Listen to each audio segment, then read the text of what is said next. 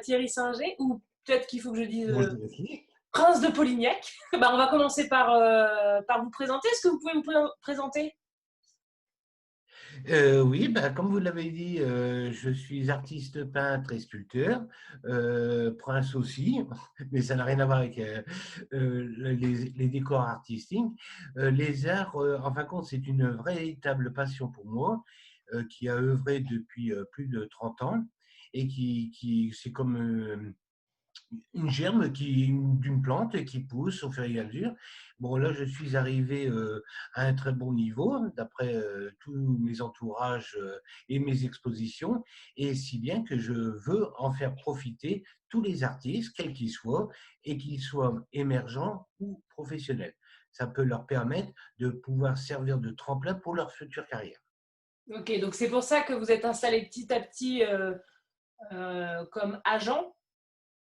Euh, Voilà. alors du coup, quelles actions vous proposez en tant qu'agent d'artiste? Alors, en tant qu'agent d'artiste, je propose une sorte de contrat tout à fait recevable qui permet aux artistes de pouvoir exposer au fur et à mesure. Comme ça, ils sont liés à moi pendant 2 ans. Il n'y a aucune exclusivité avec moi. Ils peuvent travailler avec qui ils veulent. Et pendant ces 2 ans, je leur assure vraiment un suivi d'exposition, que ce soit au niveau de la France ou bien de l'étranger. Alors j'ai entendu dire aussi que vous proposiez à des artistes d'exposer en Amérique centrale et Amérique latine. Est-ce que vous pouvez nous en dire un peu plus sur ces expositions? Alors, ce sont de très, très, très beaux pays où la mentalité chez eux, en fin de compte, ils ont le cœur sur la main. Ils vont vous aider à leur manière et ils vont vous aider à ce que vous soyez propulsé en avant dans leur pays. Alors, en résultat, ça fait quand même 5 ans 6 ans maintenant que je travaille avec l'Amérique du Sud et j'ai des points de chute sans aucun souci. Je vais vous les dire, il y a le Mexique, l'Équateur, la Colombie, le Pérou et bientôt l'Argentine. Et ça me permet de pouvoir exposer des artistes français et étrangers d'Europe ou du monde à les faire connaître en Amérique du Sud parce qu'ils sont très friands des artistes européens. Ah oui, d'accord. Vous avez déjà exposé là-bas? Ah oui, oui, moi tous les ans, j'expose régulièrement dans ces pays au cours de cérémonies, de festivals, de fêtes culturelles, artistiques qui sont bien typiques de chez eux. Et c'est vrai que d'un commun accord, tout le monde s'entend à merveille. Ok. Et comme j'ai envoyé déjà des artistes précédents français qui m'ont fait confiance, ils ont été là-bas. Le retour a été très positif, mais au bout de 2 ou 3 ans, et ils ont commencé à se faire un nom là-bas sur place, qu'en France aurait pu être la galère en général, ce qui arrive à de bon nombre d'artistes, tandis que là-bas, ils ont quand même réussi à faire leur petit trou, et puis ils sont très bien épaulés, parce que pour l'avenir, comme je compte ouvrir des musées, ils seront mis à l'honneur. D'accord. Donc là, en fait, ce que vous êtes en train de dire, c'est quand vous travaillez avec des artistes, vous leur proposez donc d'exposer un peu partout dans le monde, et vous Voilà. avez, une attache de cœur qui est sur l'Amérique centrale, l'Amérique latine, sur les 5 pays que vous avez nommés. Et donc, du coup, ça fait partie de... Pour vous, c'est un outil quand vous accompagnez un artiste de le faire passer par ces pays-là, c'est ça? Voilà. Vous avez évoqué des musées que vous êtes en train de monter, c'est ça? Oui, alors les montées est un bien grand terme. Disons que nous avons des partenaires et actuellement, on est en train de chercher sur des plateformes de villes ou capitales ou bien aux abords des capitales pour avoir des monuments qui seraient mis à notre disposition. Donc, on a commencé à travailler avec certains gouvernements avant la pandémie.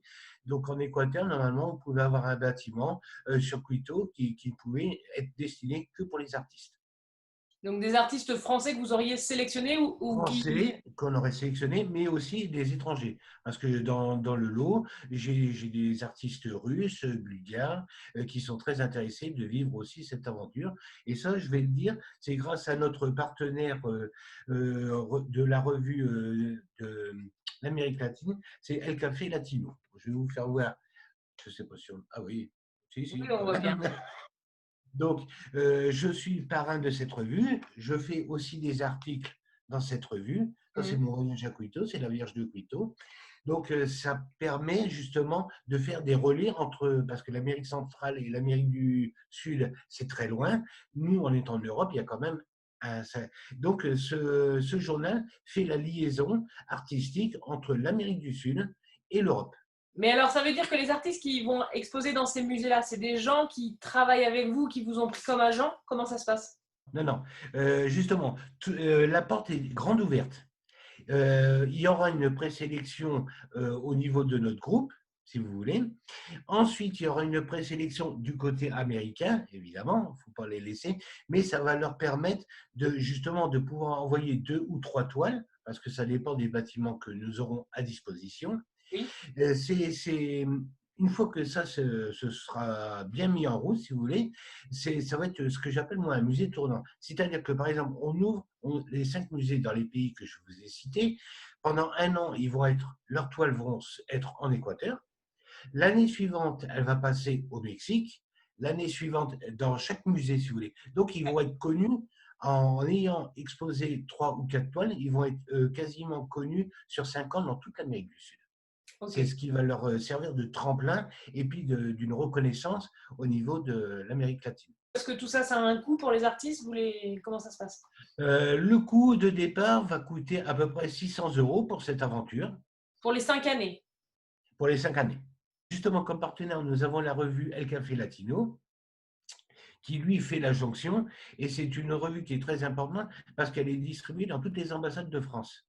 Donc, tout le monde connaît Thierry Singer, l'agent artistique, il s'occupe de l'Amérique du Sud, puisque j'ai été récemment nommé comme ambassadeur artistique. Donc, ça nous laisse des portes ouvertes. Si, par exemple, au niveau des pays étrangers, sur place, ils disent on a un problème avec le gouvernement, moi, je peux quand même intervenir, si vous voulez, au niveau d'une ambassade qui se situe en France, pour dire, bah, écoute, il y a un problème à tel niveau, est-ce que vous, à votre niveau de l'ambassade, vous pouvez le régler? Ça facilite justement les problèmes d'échange culturel et surtout avec les frontières et puis les douanes, quoi. Oui, parce que du coup, vous touchez absolument aucune commission quand il y a une œuvre d'art qui est vendue. Aucune commission n'est prise. Tout revient à l'artiste. Ok. Donc, quand on paye 600 € là, pour participer à cette aventure, ça couvre quoi? L'expédition, le Alors ça, voyage, ça, alors, ça couvre l'expédition, les œuvres? euh, et ça couvre aussi les possibilités d'exposition dans les 3, 4 ou 5 autres pays. Tout est compris dedans. Les frais de retour sont inclus dedans. Il y a pas si les artistes veulent récupérer leur toile, il y a un diplôme de participation qui est tamponné par le pays réceptionnaire de l'exposition, et vous avez en plus un catalogue d'exposition. Bon, ça, c'est prévu.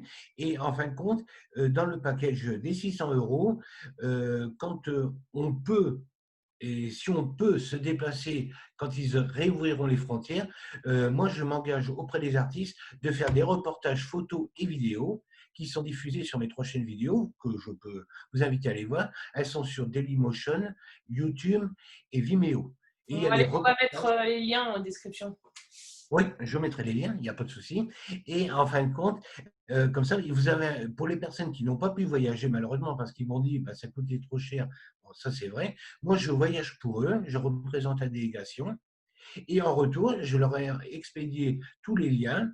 Ils ont vu les vidéos, ils étaient parfaitement heureux parce qu'ils ont vu qu'il y avait eu un très bon suivi, que, en fin de compte, ce n'était pas des paroles en l'air et qu'il y avait vraiment du matière à faire et des possibilités qui étaient ouvertes pour eux, quoi. D'accord, très bien. Moi, j'entendais que vous parliez de la réouverture des frontières, là. Est-ce que vous aviez des conseils à donner aux artistes, là, dans cette période de post-confinement? Alors, pour le post-confinement, surtout déjà, ne perdez pas espoir. Ayez toujours confiance.